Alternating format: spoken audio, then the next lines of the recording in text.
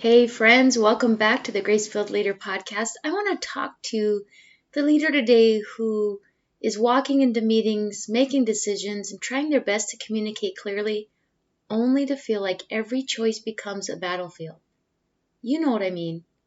You've prayed over your decisions, you've done your homework, you've considered your team, and still there's pushback, defensiveness, and sometimes even a narrative that you didn't include your people in the process at all. I recently had a powerful and honestly exhausting experience that brought this topic front and center for me, and I want to walk you through it today, not just to process it, but to help you lead with more peace, more clarity, and more confidence the next time you face resistance. Are you a busy woman in leadership who feels pulled in 1,000 directions? Do you wrestle with perfectionism, people-pleasing, or never feeling like you're enough no matter how successful you are on paper? Are you longing for more time, more peace, and more energy to live and lead the way God intended? Sister, you are right where you need to be. Hi, I'm Tanya, a wife, mom, healthcare leader, Christian life coach, and functional health practitioner. I spent decades hustling for my worth through achievement and approval, only to end up burned out and exhausted. But God showed me a better way, a grace-fueled way. And now, I help women just like you break free from people-pleasing and overwhelm, lead well, live well, and be well. Here, we blend spirit-driven success with practical leadership, wellness, and mindset strategies so that you can multiply your time and impact without sacrificing your health or your family. If you're ready to lead well, live healthier, and finally find the peace and purpose God has waiting for you, you are in the right place. So roll up your sleeves, sister friends. It's time to reclaim your time, restore your joy, and lead from grace. And just as a reminder, the information you hear on this show is not meant to diagnose, manage, or treat disease. Always consult with your own health practitioner before you make any changes to your health. Okay. Fairly recently, we gathered our teams to discuss the results of our latest employee engagement survey, and the themes were pretty clear. Staff wanted better communication and more opportunity to give feedback into decision making. So far, so good, right? As leaders, we can always improve how we share decisions and invite input from our team. But in one of these meetings, as we moved into the conversation, something interesting and a little disheartening began to surface. The very voices that expressed frustration about not having the opportunity to give input, they were dominating the conversation. Not just sharing thoughts, but essentially trying to control the room. Claiming to speak for the team, making broad statements that others in the room may not necessarily agree with, but don't feel safe enough to challenge. And when I say they don't feel safe enough to challenge, I don't mean that they don't feel safe enough in the presence of leadership. They don't want to voice their differing opinions in front of their peers who take a more dominant presence. Now, there had been a recent operational change made without first seeking staff input. The reason for the change had been communicated, but not with time and space given for discussion from team members. That was something that was identified as an opportunity for leadership going forward, to avoid situations that feel more like an autocratic tell rather than allowing for preemptive discussion. Now, that being said, it wasn't clear in listening to staff feedback that not having opportunity for feedback or discussion was the actual problem, but rather the decision itself. It was a decision that wasn't particularly welcome or comfortable for some.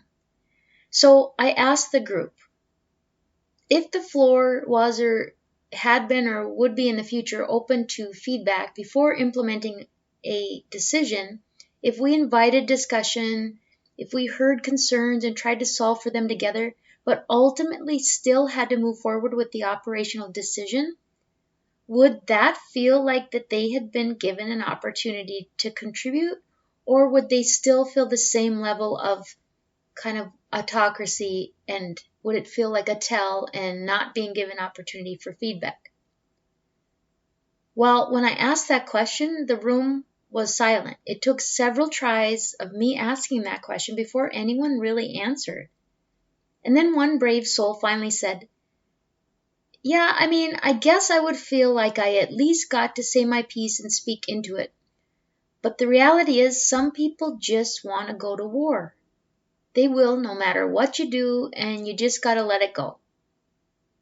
Ding, ding, ding, ding. That moment was a wake-up call for me, and maybe it is for you too. We need to be honest about what leadership is and what it is not. Leadership is not consensus. Leadership is not getting permission. Leadership is not making decisions everyone likes. But leadership is relational. It's thoughtful. It's transparent. It's about creating a climate where people feel safe to express, even if they don't always agree.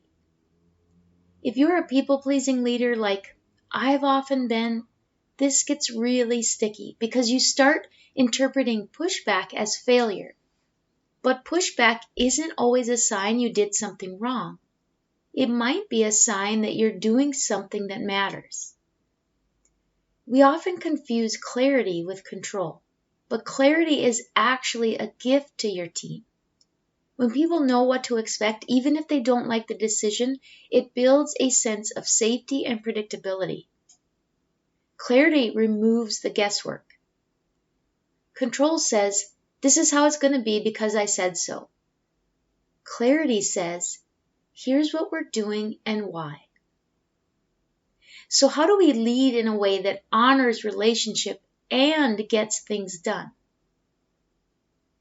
Well, we commit to relational authority, earning trust through consistent, respectful, inclusive behavior. That looks like checking in regularly with your team, making space in meetings for quieter voices, following through on your word. And we lead with operational clarity, being transparent about the decisions we're making, how we came to them, and why they matter. That includes stating the why behind your decision clearly, acknowledging that you may not have unanimous agreement, and outlining what is still open for discussion and what is not. That combination can shift everything. When we say, "Here's what we've heard, here's what we've considered, and here's the direction we're going," we're not asking for agreement, we're modeling respectful leadership. Hey friend, quick pause. Can I speak to the woman who's running on fumes right now? If you've been feeling like a stranger in your own body, if the brain fog, the belly fat, or burnout have you left wondering, is this just what midlife feels like? You are not alone. But hear me, midlife isn't a crisis. It is your comeback.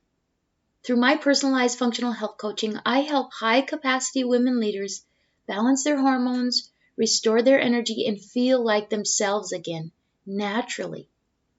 Are you ready to trade burnout for breakthrough? If so, join my waitlist at gracefilledleader.com/health. That's gracefilledleader.com/HEALTH.